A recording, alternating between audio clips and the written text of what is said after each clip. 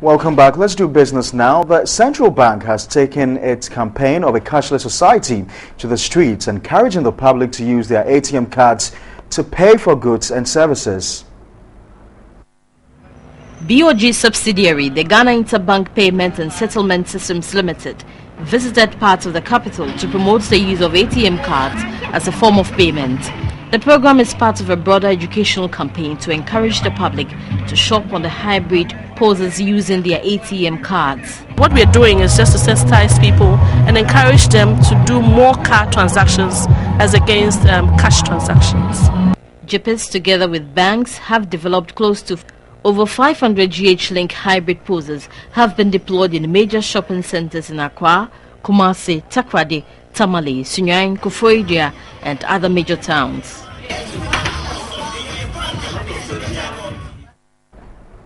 The Ghana Ports and Harbours Authority is considering reducing its intended 20% increment on ports charges. Director General of the authority, Richard Anamu, told TV3 agitations from port users has informed the decision. A report by Josephine Frimpong. The Director General of the authority, the October 1 implementing date for the new port charges remains same. Come 1st October, there will certainly be an increase. We're looking at the feasibility of reducing it, in appreciation of the views that have been expressed by the various concerns. They were claiming that we should defer it until the situation improves.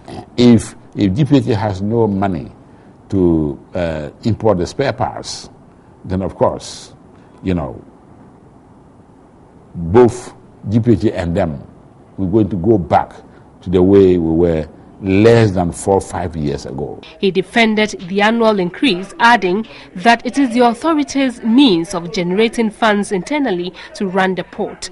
In the port, we burn a lot of electricity, floodlights, towers inside the port on 24 hours. Because of the current power situation, we have had to deploy, put in generators at certain places, especially the river terminals. GPHA has not been exempted or taken out of the power shortage, no.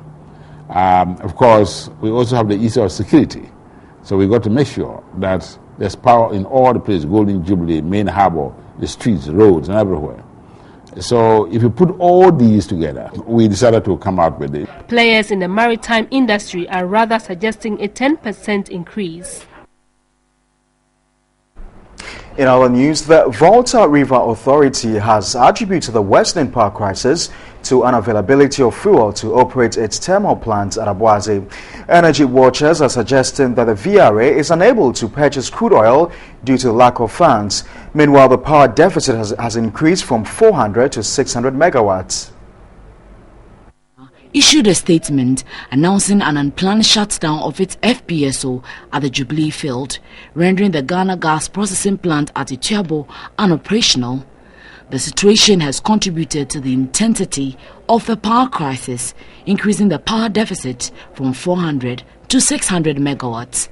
The head of corporate affairs at the Volta River Authority, Samuel Fletcher, says some plants at Abuaze have been shut down due to the unavailability of fuel. In the absence of gas, you always expect some form of rise in deficit because certain plants cannot run when there is no gas. At every point in time, depending on factors at play, the crisis worsens or improves. So in this case, we have had a situation where the crisis has relatively worsened because we don't have gas. Tullow Oil Ghana has not given a time frame within which the FPSO would be fixed. We get frustrated when we can't produce for consumers. You also know that is the commodity we sell.